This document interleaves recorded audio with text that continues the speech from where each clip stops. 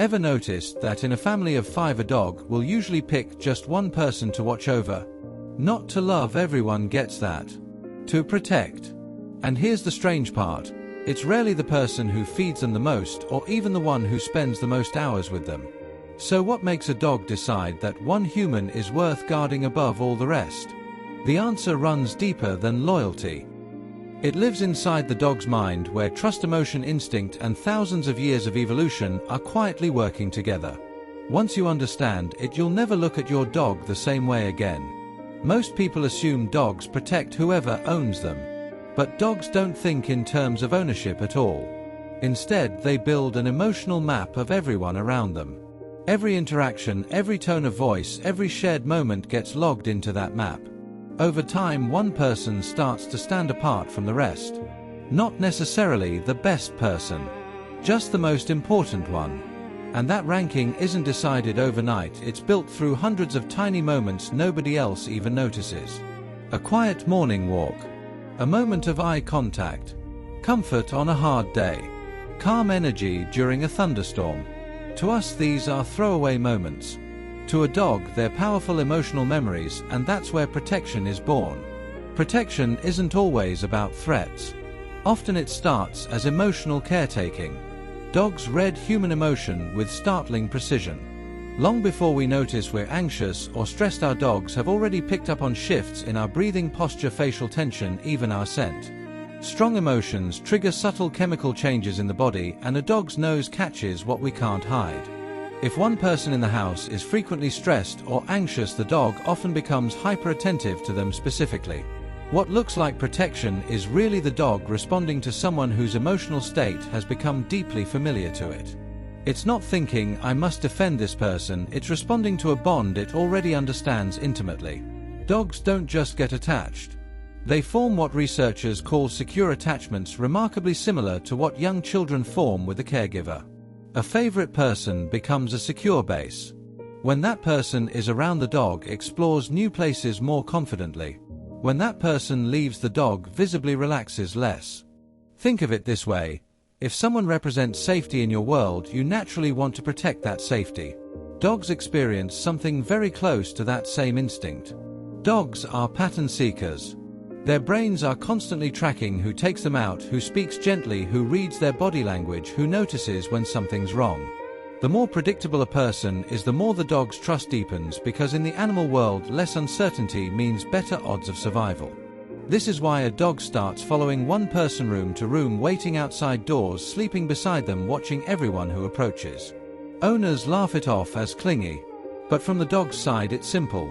They're staying close to the one place their brain has flagged as safe. Here's something most people miss. Confidence can pull a dog in just as strongly as vulnerability does. Some dogs bond hardest with the calmest, steadiest person in the house, because calm is deeply reassuring to a dog. A steady voice, predictable movement, consistent reactions. Dogs thrive on consistency because it lets them predict what happens next. So ironically, the dog's fiercest protector instinct isn't always aimed at the weakest person in the family. Sometimes it's aimed squarely at whoever became their emotional anchor. Dogs don't see protection the way we do. When a stranger approaches their person, a dog's first move usually isn't aggression, it's observation. Body language, tone, movement, distance. Most dogs would rather avoid conflict entirely. Standing between you and someone else. Leaning against your legs. Following closely. Watching carefully. These are often protective acts with zero aggression involved. The dog is simply asking, "Is everything okay?" Only when a situation feels genuinely threatening does stronger behavior kick in. Personality isn't the only factor, life experience matters just as much. Dogs carry powerful associative memories. If someone comforted them through a scary vet visit, nursed them through illness, or patiently earned their trust after adoption, that memory sticks. Dogs don't replay the past in words like we do. They remember through feeling. Certain people simply feel safe. Others feel uncertain. This is exactly why rescue dogs often form unusually deep bonds with whoever first made them feel secure. That person didn't just feed them, they changed how the entire world felt. Dogs track their favorite person constantly, even while sleeping.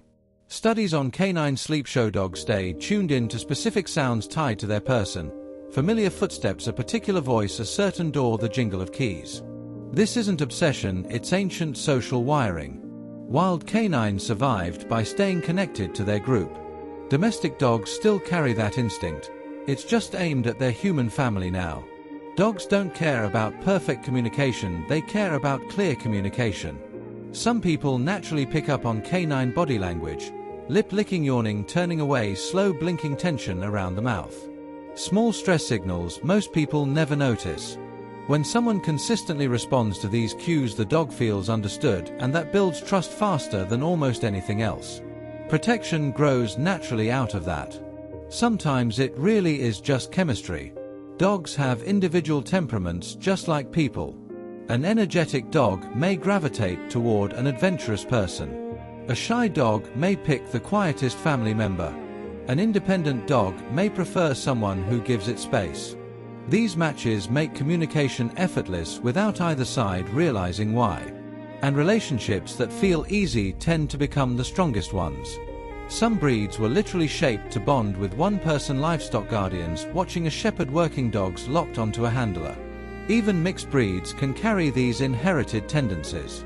But genetics is never the whole story. Training environment and daily moments keep shaping who a dog ultimately chooses to protect. Dogs don't calculate relationships the way people do. They don't care about wealth status or appearance. They respond to something far simpler: how someone makes them feel. Safety, comfort, consistency, kindness, patience. Those qualities repeated enough times build a bond strong enough that a dog will willingly stand between that person and danger, not because it was trained to, not for a reward, but because somewhere along the way that human became part of its world. So next time your dog quietly trails one person through the house, sleeps outside their door, or plants itself beside them when a stranger walks in, know what you're really seeing. Thousands of small, ordinary moments repeated until they became trust. To us it looks like loyalty. To a dog it's something closer to a promise: you're part of my pack. Your safety matters to me. And maybe that's the most remarkable thing about dogs: they don't just live alongside us.